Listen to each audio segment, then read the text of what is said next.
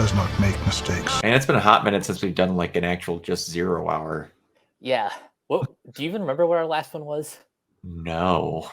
Like I had to go back and look it up. I can't remember, but it's hold on. Go into the old YouTube machine. My videos are actually do this easier. Holy balls, it has been a hot minute. The last one was Top Gun Maverick. Oh, okay. So not too long ago. Not too long ago. But we are back with a changing of the hierarchy in the DC universe. I have to look this up because it still blows my mind and no one ever believes me. Oh, I believe 2007. He has been cast in this role since my sophomore year of high school. I'm 31. And I'm turning 30 next week. That is unreal. This was before Henry Cavill's Superman was even a twinkle in someone's eye. A lot has happened over the past like 15 years. 15 years. Freaking ridiculous. And I'm pretty sure this project has like changed shape like at least 3 different times. Oh, of course, because there was different crap going on in DC every single time. Mm-hmm. But the movie that we have is called Black Adam, directed by Jaume Collet-Serra, written by Adam Sietkiel, Rory Haynes, and Sorabe Nashirvani. And it's basically Black Adam and the JSA versus Intergang and a demonic creature known as Sabak. Man, I had no idea Intergang was in this movie. I was like, wow. We're starting to do the pulls that outside of watching, if you haven't like read comics, you do not know who Intergang is. Because like the only time in a property I've heard them mention Intergang Superman the animated series. Well, not just that, like DC Universe Online is like one of the only other ones because it's one of the factions you can fight. Like that's a pull they don't bring up often. It's a good pull too because they needed to have some sort of criminal organization to oppress the people of Kahndaq. By the way, Kahndaq. Yeah, we have Kahndaq in a DC movie on the big screen for like millions of people to view. It's so weird. This is such a weird movie to be coming out, and especially how it places itself with everything else going on. And man, also it was weird seeing the credits come up and it said Warner Bros. Discovery. Yeah, the merger has been finalized for a few months now, but it still feels weird, off. It's like every time I see 20th Century Studios. Yeah, that's another one that's taken a minute to get used to.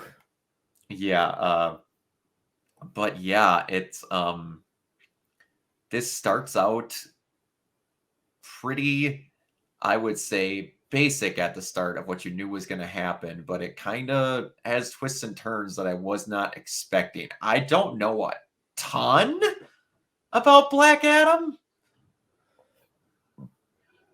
but I know enough to where I can like talk, but then it was like there was stuff that happened and I was kind of like, I don't know for sure if that's how it happened, but I'm okay with how it happened. Yeah, so the biggest swerve, at least in his origin story, is as it's revealed later in the film, Teth Adam isn't the champion that they chose. It was his son, Yeah. but in a last ditch effort to save his life, he gives him the powers of the wizards. Which I actually kind of like that of how they explain that, how he's a little bit more lethal than everyone and why he would be. Because otherwise he would just be Shazam. Yeah. Like, you need to have a thing that strikes the difference between the two of them for people, and that's a good way to do it. And the other difference between this and his traditional origin in the comics is he has more of a reason to be to have all this rage, and not just, oh, the wizards chose him, but then they're like, take backsies. Yeah, And he's like, exactly. no, don't do that. Don't do that. Yeah, exactly. There's actual reasoning behind it now. But yeah, I gotta say, man, it sucks because he gets zeroed at the end of this movie. But my God, whoever said that Pierce Brosnan should play Fate needs a raise. This is the most perfect casting for a character that we've seen like versions of him in live action, but not to the full extent of this. Yeah, his And I costume. I know everyone loves the Young Justice version of Dr. Fate, and yeah, that's even my favorite too, especially with like the way they use Nobu and the helmet. Mhm. I guess I'll get my few nitpicks out of the way. I don't love how Nobu is not mentioned once, and Yeah. that once Kent dies, so too does the helmet. Yeah, I'm wondering if they're gonna have it like rematerialize somewhere else, Yeah, or they'll do like some sort of magical mystical mumbo jumbo to bring the helmet back. or like as soon as he finds a new person that should wear it, it materializes, kind of thing. Yeah, there's ways around it, and even Dwayne Johnson said like, "Don't worry, you will see Doctor Fate again." Yeah, yeah. Do you have another one? Um, okay, the other one, it does kind of make more sense why they wouldn't go in this direction, but so the one of the characters that we meet, the woman with the child, Mhm. her name is Adriana Tomez, also known as Isis. Yep. I get why they did not give her that name, because Yeah, because it's just we shouldn't need to explain that.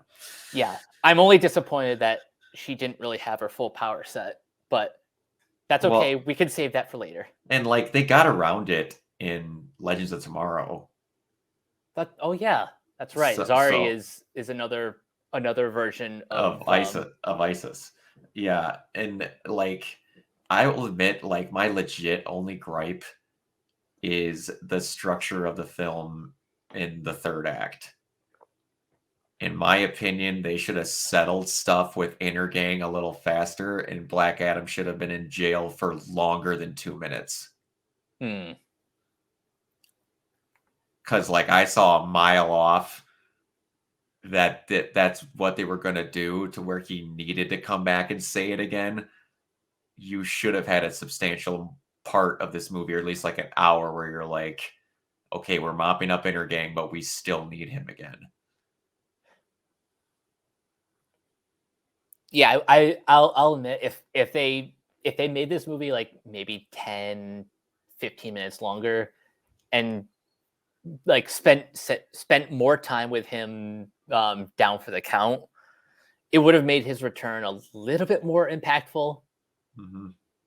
Um, and then also, I didn't have as big a problem with this as other people, but I can say, while I love the concept of Sabak and the whole quest to retrieve his crown, once we actually see the demon, and the CGI is not great. Yeah, it's not the best, but It's not awful either. yeah, It's but it's it's like like it's in that awkward middle ground. it's kind of what the devil is in what they chose to make him look like, kind of. In my opinion, it's some of those things where it's like, even if they actually nailed what they were going for, maybe the design choice of him just wasn't great. And that's why it looks a lot, or like, I will not say it's great, but I think that part of why it looks bad is how they kind of wanted him to look It's wasn't a it's great choice. it's possible that's the reason. Because like I compare Sabak to Snyder's Justice League's version of Steppenwolf, who looks amazing. Mhm.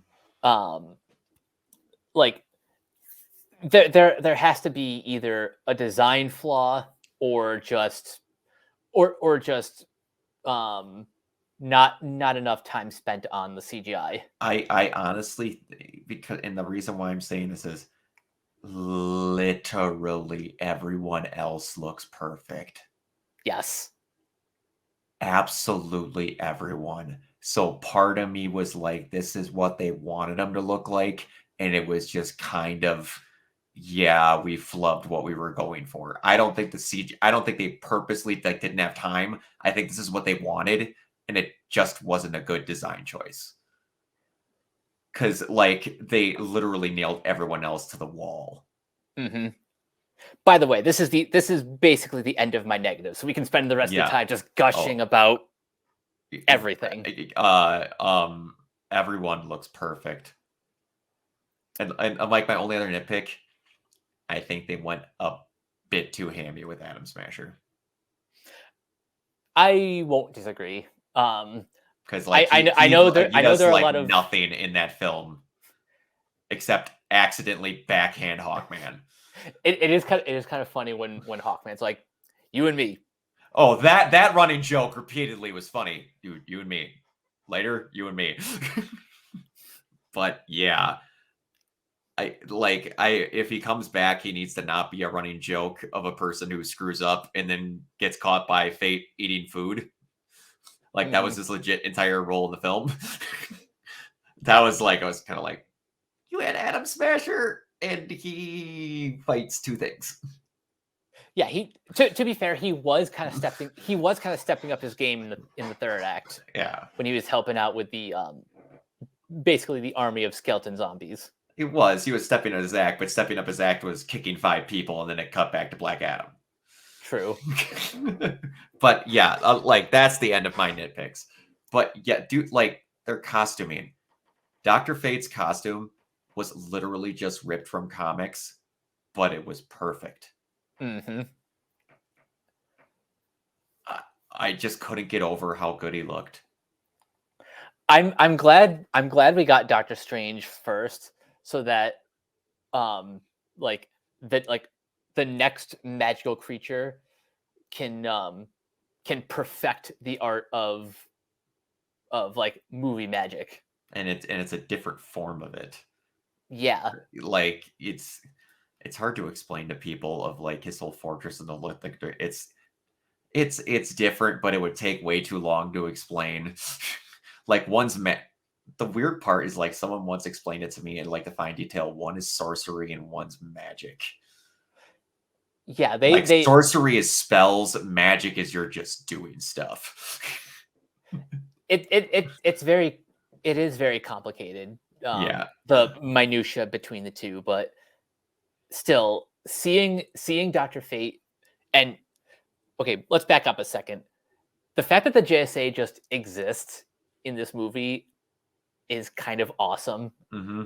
Awesome in a way that like I've been comparing this movie to a lot of the DC direct-to-video animated stuff because you can watch any one of those and characters just show up, and if you know them, great. If you don't, their backstory isn't important. They're just in the universe. And this is some things that I'm okay with, where it's just like cool. yeah, they're a thing. We don't need their backstories. We really don't. It does not help anything in the situation. You can just have them be there, and you're like, cool. We now have them now. Yep. Like even Hawkman when he's describing the aircraft, it's like, oh yeah, this is all nth metal. Yep, everything down to the screws. They're just like, oh yeah, okay, cool. And it's just like, what happens? What's with the helmet? He's like, he's a different person when he puts it on. He's almost possessed by it. It's like, cool. That's all you need. Yeah. Again, I'm only a little bit bothered that they don't mention Nobu by name, but it's fine. I think it would have been another name where if they would have mentioned him, it would have required backstory. Fair. That's one of the ones where I'm like, you can explain him later if you do a Dr. Fate movie. Because like, if you started like, if you would have like the entire movie, they're talking about Hawkman possibly dying. He reincarnates, but then you would have to bring up why he reincarnates. So it's like, yeah, it's just like, you don't need to talk about it. Yeah, that I swear, I don't mean to make this about Marvel versus DC, but honestly, sometimes it does feel like the MCU has set an expectation that every single character needs their own movie before they can come together. When, say, you're picking up a random comic for the first time, because everyone has to start somewhere. Mm-hmm. When I was reading Judd Winnick's Green Arrow run, and Black Lightning would just randomly show up on a page, mm-hmm. Like I didn't need his entire backstory right then and there. He's like, oh yeah, Black Lightning. He's just another hero who runs things in a different city. Yeah, exactly. And that was just like randomly, if you somehow didn't know Batman existed. I can't remember who exactly did the run, but there was a run where the Riddler just showed up in Star City.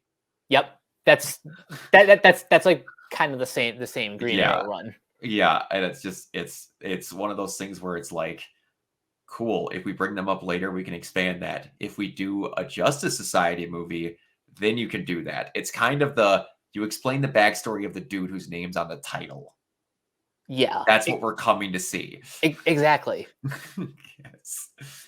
And like they do some stuff where it's like Black Widow and little things like that, but I'm okay with them just dropping a bunch of people that, like, if you know their backstory, it's cool.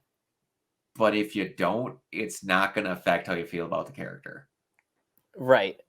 Yeah. Also, and I don't think anyone really had this concern, but I didn't know until I saw the movie that Djimon Hounsou was going to appear in this as the Wizard.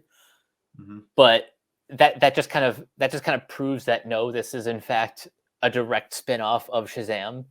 Yeah, and I did like that they were actually doing all of that, making it known that there was another chosen one and all this, and it's just they're going like, no, it is very much the same thing. We're not going to act like it's two separate things and like, if it works, we'll show you that it was this. It's like, no, it is. And yeah, just I could see like the report came out recently that they showed that they had to change the film like 3 times to make it not be rated R. Yeah, I can see that. Yeah. It gets brutal in some of these fight scenes. He sticks a grenade in a dude's mouth. Part of me thinks that guy's head exploded in the original cut. Probably. So how much do you think the filmmakers were inspired by Terminator 2? You know, with the relationship between Black Adam and the kid. Here's the thing. I kind of think they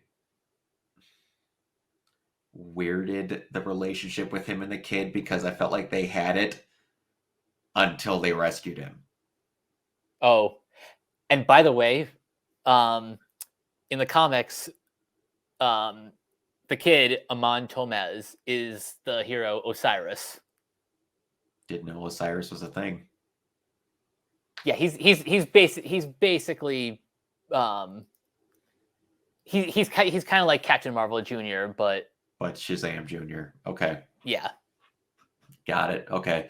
That's what I was gonna actually kind of ask you if you didn't say. But yeah, I thought it was weird that it kind of dropped off, but again, he's just getting locked up, and then the kid's just like, okay, bye, I'll go get people now. But Actually, the more I think about it, now it makes sense why Intergang is like the main antagonist. Because when Osiris was introduced, um, according to Wikipedia, Amon Tomez was a youth who was brutally beaten to near death by members of Intergang, an organized crime group given access to technology by the new gods of Apocalypse.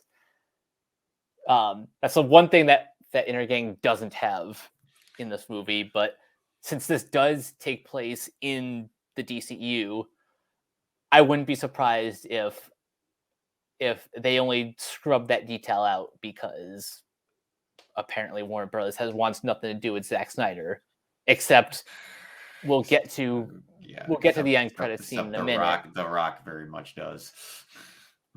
But yeah, the action was great. I did appreciate where he's just like he's learning that like violence isn't the exact only way, and it happens very slowly, and that it takes them a while to trust each other. So I thought that was pretty great. The way it all played out in the actual friendly fights going out throughout it was pretty awesome. The action looked good. The camera work was stellar. I do actually like that it's been around long enough to where they have full-length comic books and stuff of all these DC heroes. Like it's a fully like I get that they had toys in Shazam, but it's like they're full-fledged everything now. Yep, and if they have to explain it in universe, superheroes like to the people in the DC universe are just celebrities. Mm-hmm. Which would explain all of the comics, the toys, the posters. But also it's just like they're myths now. Because it's like, why do we have stories about Norse gods? Because you got told about Norse gods. Just the difference is this time you see them on a daily basis. Yep. So they actually have, and that's one thing that's always been different from DC, from Marvel, is they treat their main heroes like deities. Marvel's treated like normal people that had circumstances happen to them. They look at like Superman, Wonder Woman, Batman, and all of them like they treat them like higher set above themselves individuals. And that is one kind of like the hierarchy of how they treat them is different in DC. And I want it to stay that way because that is one of the things they look at differently is how they're viewed. Something else I like about this movie that not a lot of people are talking about is they do kind of touch on some political allegories. Like the people of Kahndaq aren't happy with the JSA interfering in their affairs because they haven't helped them when they've been in trouble for damn near 3 decades. Exactly. Well, they said 27 years. I was going to say 5,000 because that's how long Teth Adam was imprisoned, but I guess for this, if we're going to start saying that much, we're going to open a lot of can of worms of why they haven't solved a lot of problems about a lot of different things. Fair, but to your point, yeah, I like the people of Kahndaq have every reason not to trust foreigners. Yeah, and yeah, like just 27 years is just how long Intergang and other people have been there. So it's like, yeah, it's like, why do you all of a sudden care? Oh, because someone scared you. Cool. Why aren't you solving all these problems all over the place? No, go be what I want to say, a hypocrite somewhere else. Basically. Yeah, and it's just like, no, he's one of ours.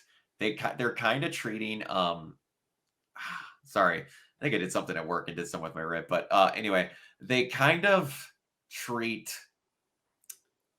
Black Adam the same way that Miles Morales is treated.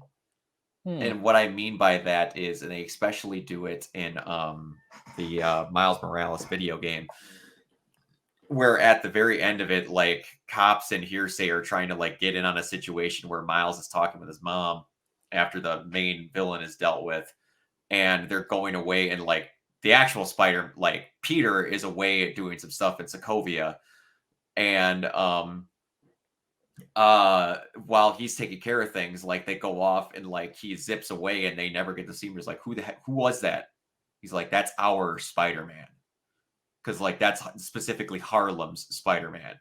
Oh, that's cool. That's Like cool. they make a big deal that like he takes care of us. Spider-Man takes care of the rest of New York, or Peter Parker's does, but Miles is ours. Like a bunch of people see him unmasked and like see him just go, and he's just like, no, we got you, dude. Get out of here. And they make a big deal about now he takes care of us. And that's kind of like how they're like, everybody else has got their thing, he's got us. I like how they did that, which is what he is in comics, but I just like how they make a big deal of like, no, we don't need you, we have someone. I also really like, even though she's not in it like for long, like Amanda Waller's brief role in this is it's perfect for what the story needed. She's weirdly the Phil Coulson / Nick Fury without being the I'm recruiting people. She's the one that just keeps showing up to be like, no, we're still trying to keep this shit connected.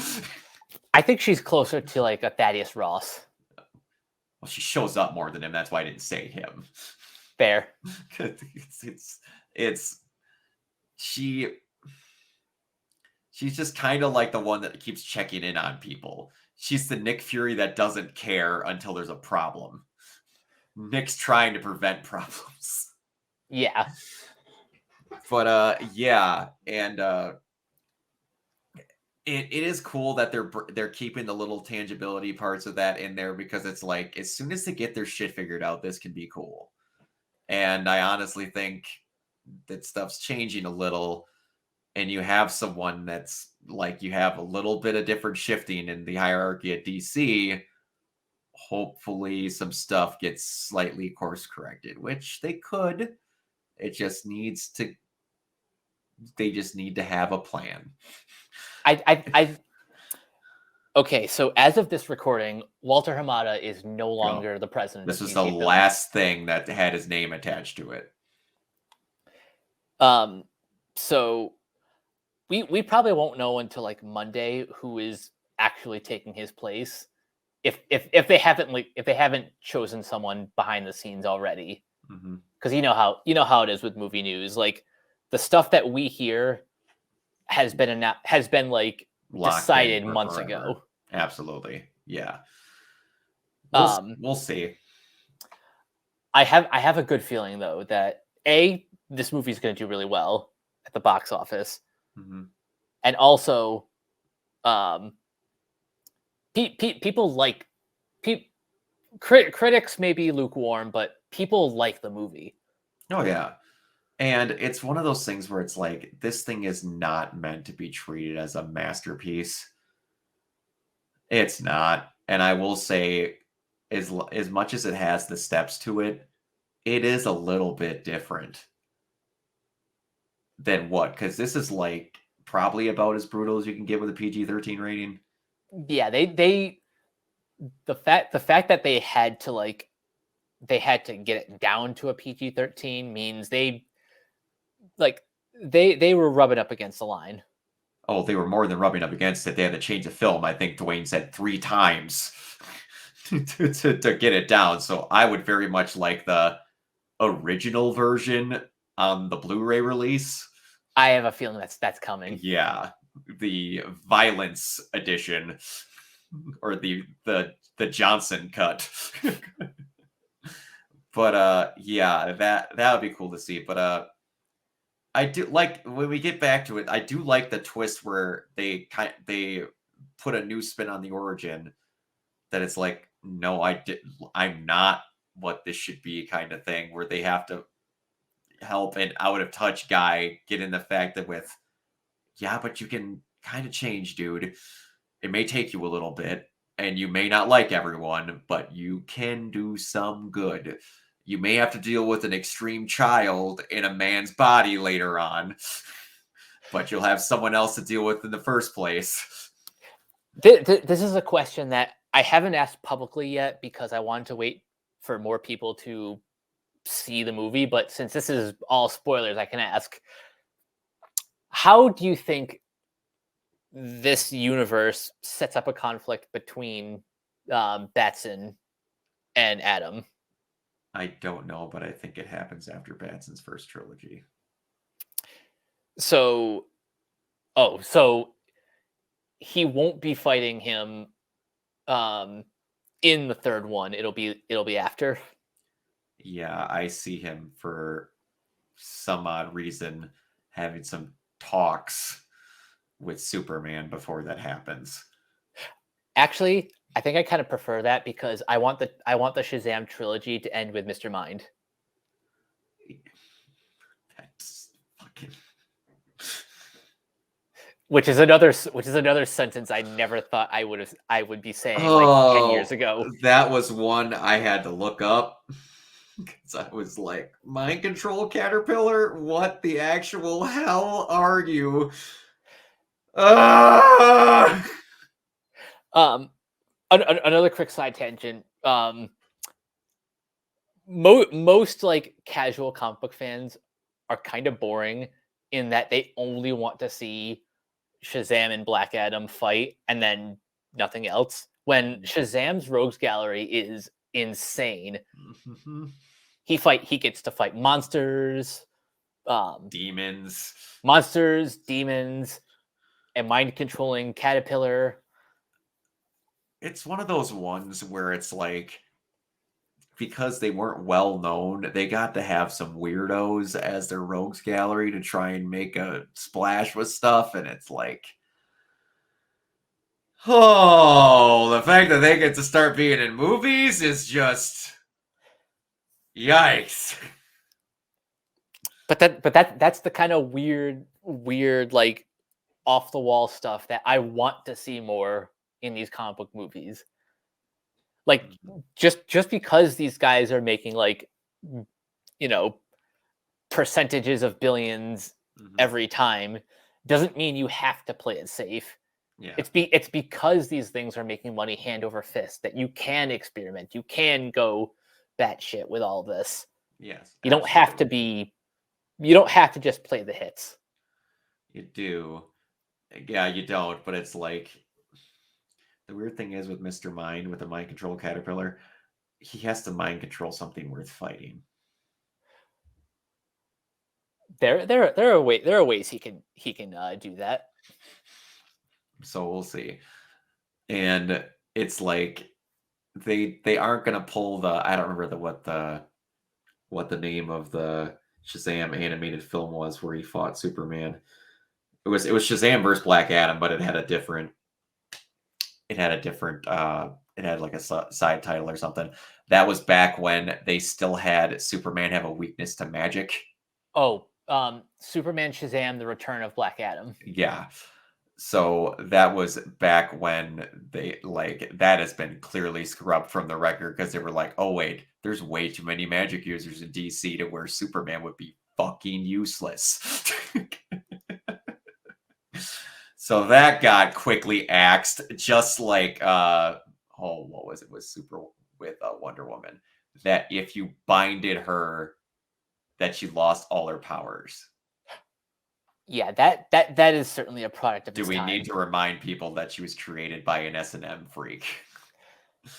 Oh, and let's not forget my favorite one. Green Lantern's weakness was the color yellow. Yellow. And Alan Scott. Alan Scott was wood. Comics. Some of those are just so dumb. Oh, but anyway, back to Black Adam.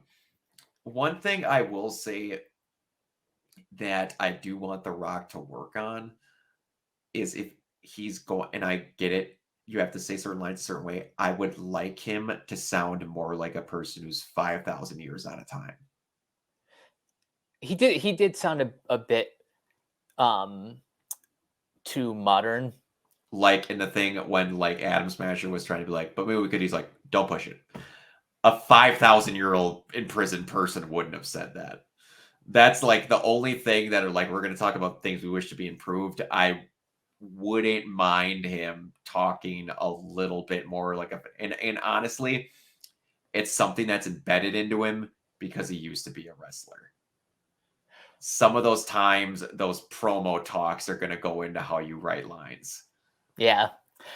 Um, I would probably go a step further and say like he shouldn't have been able to speak English until Fate did some like mystical magical mumbo jumbo. I agree with that as well.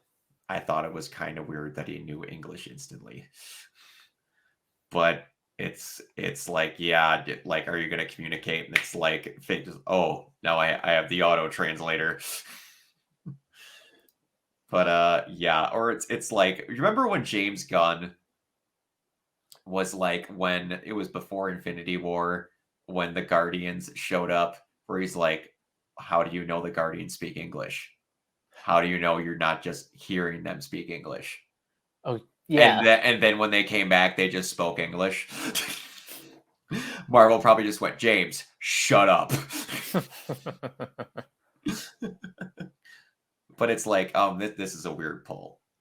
I wouldn't mind every now and then if we get something in like, you don't play fighting games, but in the video game Tekken, they're all the fighting games are starting to do actual like interactive stories for their arcade modes. They literally Babel fish it. Like, you have this girl, Nina Williams. She speaks English. And she's speaking English at Hayachi Mishima, who is speaking Japanese to her. But because she knows Japanese, she responds back to him in English. And because he knows English, he responds back to her in Japanese. Okay, that's pretty cool. It's like, and everyone's like that. Every person that has a nationality difference, they speak that language. It is so rare because it's always just like, no, the person playing this is English. No, you should make that person speak their language and subtitle it. That's the thing. Now that we're in a more global media landscape, subtitles should be just a regular thing. Yeah, and it's like, I don't know if it's just I'm an old fogey and it's something that my surrogate dad did to me one day. And honestly, now I prefer it because movies nowadays just forgot what sound balancing is. I watch everything with subtitles. Same, at least at home. At home, I watch everything with subtitles. Just one day he's like, yeah, I just prefer subtitles because sometimes you don't get to hear what they say. And I agree with that completely. I will agree that some places do subtitles better than others. Like, some will actually like have them speak the subtitles so you won't know when a line's going to get cut off, or you're just like Netflix until recently, where they just went, now we're just not going to make subtitles for the English version. It'll just be Japanese that doesn't match. But anyway, yeah, I want them to be more just like, and I would just be like, originally, if you show the Martian Manhunter showing up for the first time on Earth, like before he met Bruce Wayne, speaking Martian, like, do stuff like that. Yeah. Like, I understand, hey, you have to write that crap, but guess what? You're making these movies. You signed up for that. I'm just saying. You shouldn't sign up for something if you don't want to be weird. Like I said, they have a mind-controlling caterpillar. You signed up to write a movie that's going to involve a mind-controlling caterpillar. You don't open the DC toy box and go, well, that's weird. Well, yeah. Once you open that Pandora's box, there's no closing it. There's no closing it, and you have to deal with the consequences of what you want to put up with. Just saying. All right, we've put it off long enough. We should talk about it. Kent Nelson's death.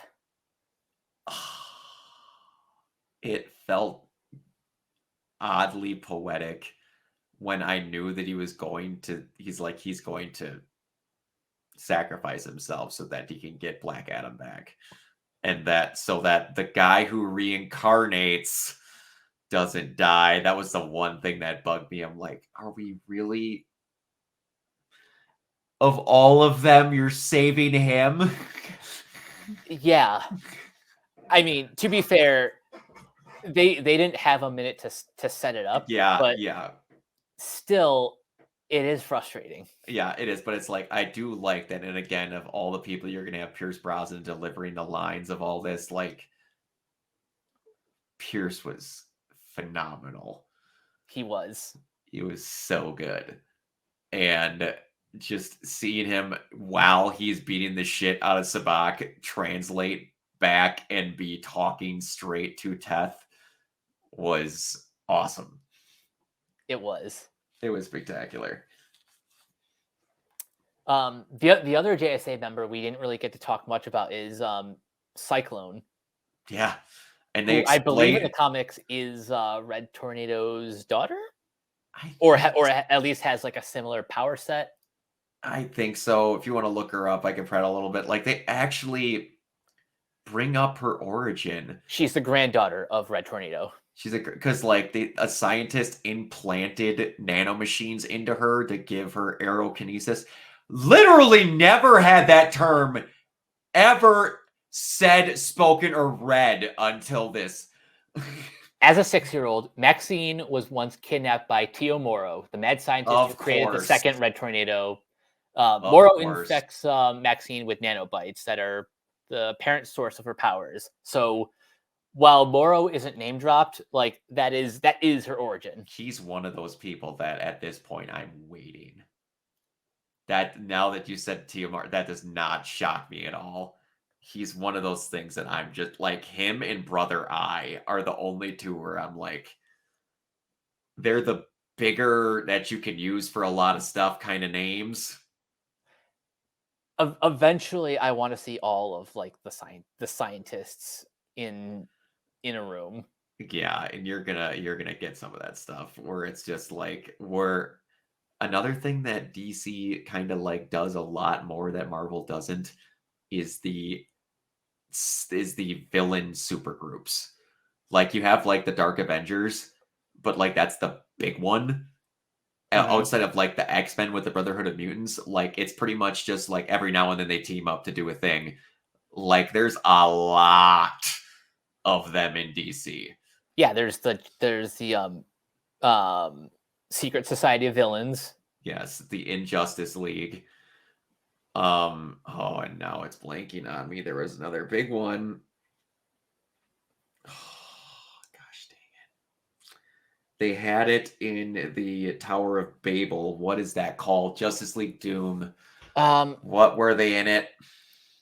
Because it wasn't the Injustice League. I can't remember what it was.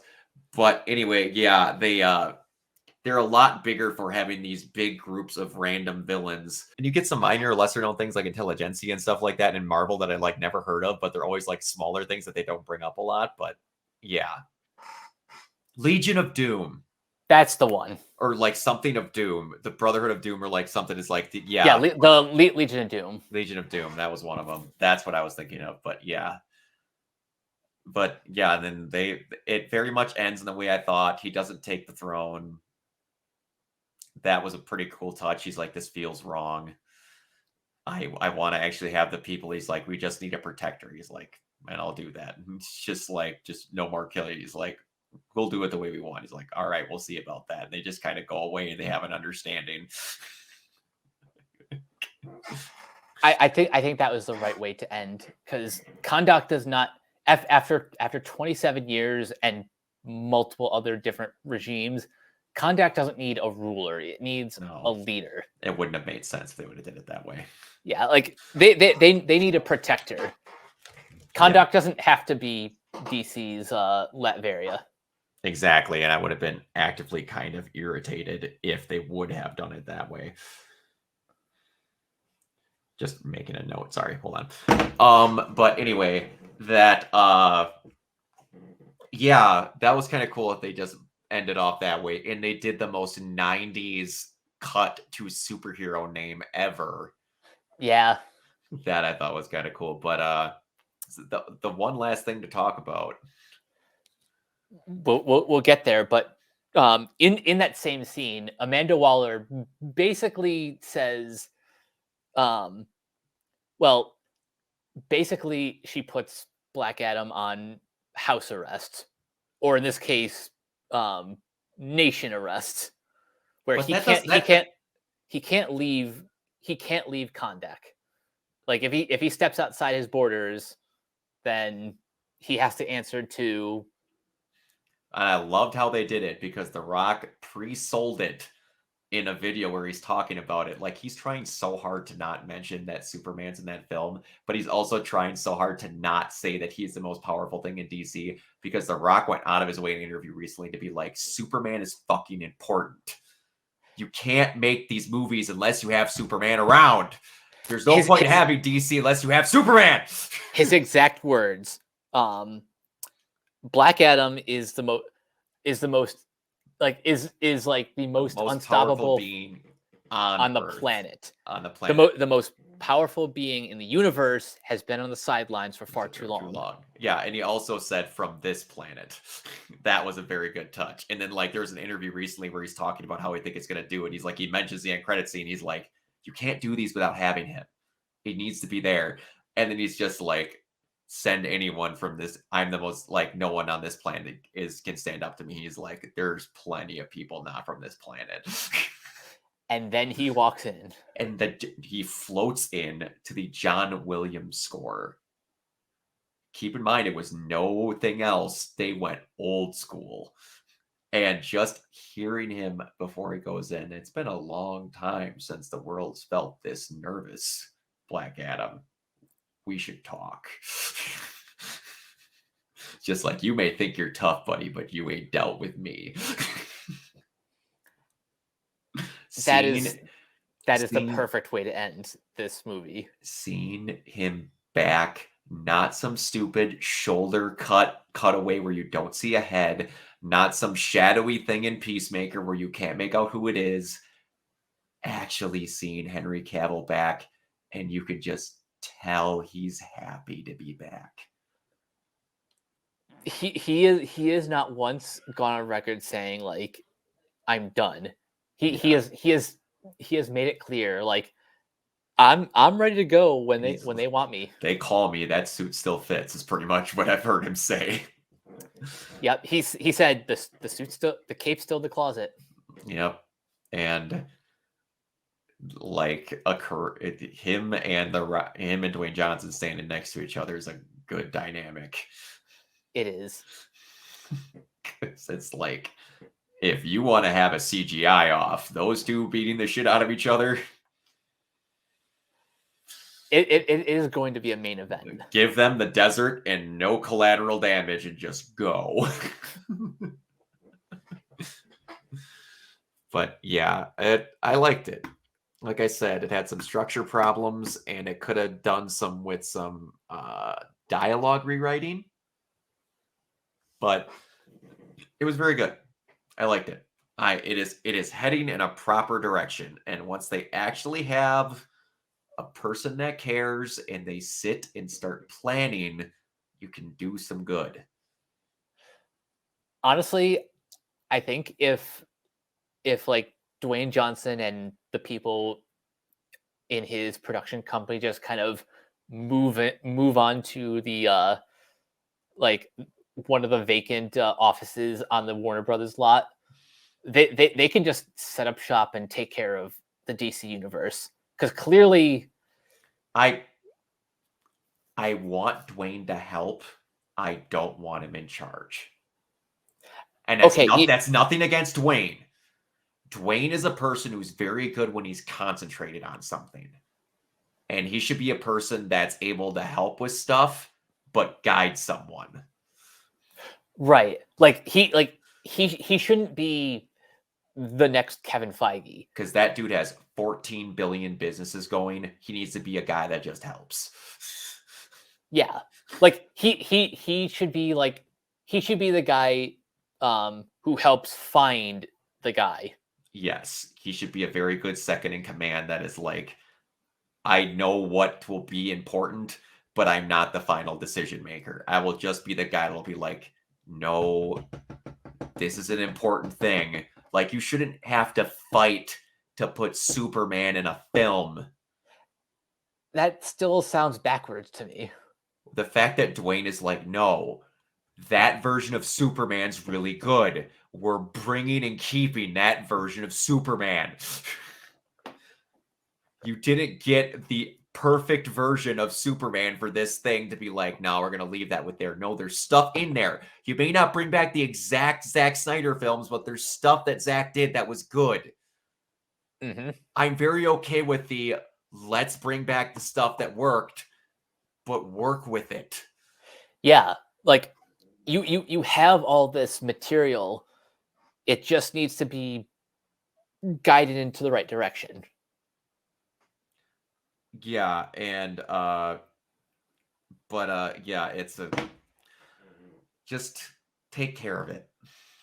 That's all it is. And Dwayne is a very passionate person who is he was brought up in a business where you listened to the fans or you sank.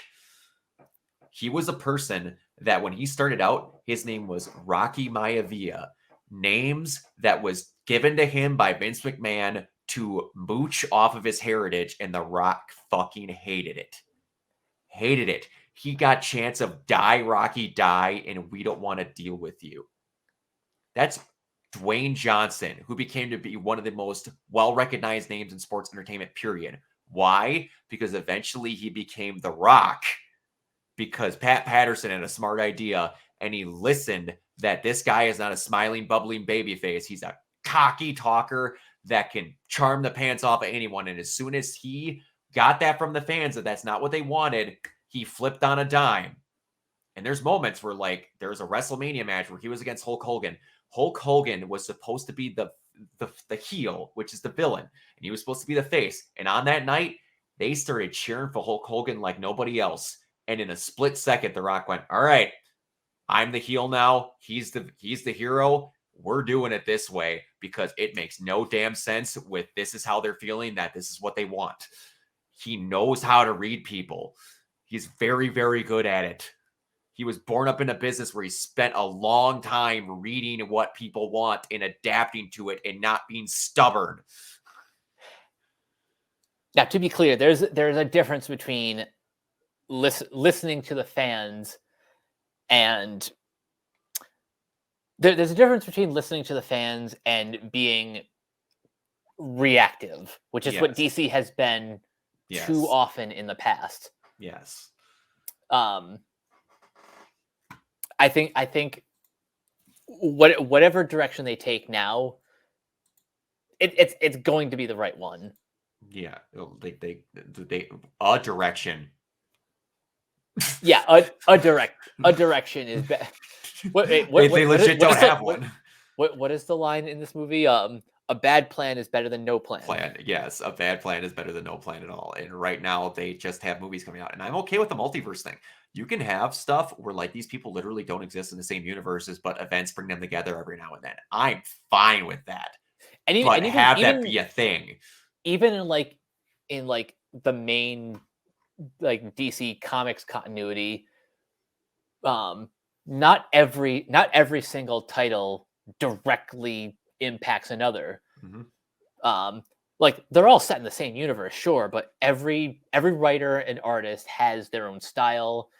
Their storylines go in their own directions until the big crossovers, and then you get all the tie-ins. But yeah, I think the more that these comic book movies like emulate the spirit of the comics and are not just like direct translations, mm-hmm. it's going to be better in the long run, and just more fun. It is. That's why I like Marvel TV right now, because they're just going cool. Let's write a 10-issue run that happens to be live action and put on camera. Exactly. You can just do that. And the people about the adaptation thing, I hate that it's in an adaptation or whatever. Guess what? Comics are rewritten all the time. Do you know what you're just doing when you make a comic book movie? You're making a new run of a comic book hero that happens to be put on camera versus on paper. It's the Exactly. same damn thing. But people get pissy when it's done on camera for whatever reason. Instantly pissy. It's instantly a reaction. Where if it's a run, it's like, oh, I might read it. It's on camera. You're going to ruin it. It won't be like the other one, even though they make 16 new versions. And you're just like, yeah, it was cool they did it with that. Maybe they'll make that new movie once. No, it's the same thing. You should try and like this one. If you don't, that's fine, but give it a chance. People don't think about what something is at its core. They just reactionary, like you said. Yep. But all right, let's get on out of here. Mike, where can everybody find you? You guys can find me on Twitter at CaptainK42. You can check out my quick thoughts on letterboxd.com/CoachK42. And you can follow Renegade Pop Culture on Facebook and Twitter at Ren Pop Culture. You can find us on Podchaser, YouTube, The Banana Meter. Listen to all of our podcasts on Anchor, Spotify, Apple Podcasts, etc. And last but not least, everything can be found at renegadepopculture.com. You can escape, so do we. Absolutely. You can find me everywhere at Organoid Zero. And this weekend I will start streaming Gotham Knights. I don't know if it'll be tonight because, like I said, my rib is actually starting to hurt me a lot. So I don't know if I'm going to try to be boisterous, but we'll see. I'll be streaming at least on Sunday for sure, because we'll be doing, if I'm a part of it, we'll be doing Capes tomorrow. We'll see. But all right, everybody, we will catch you next time. Bye. Peace.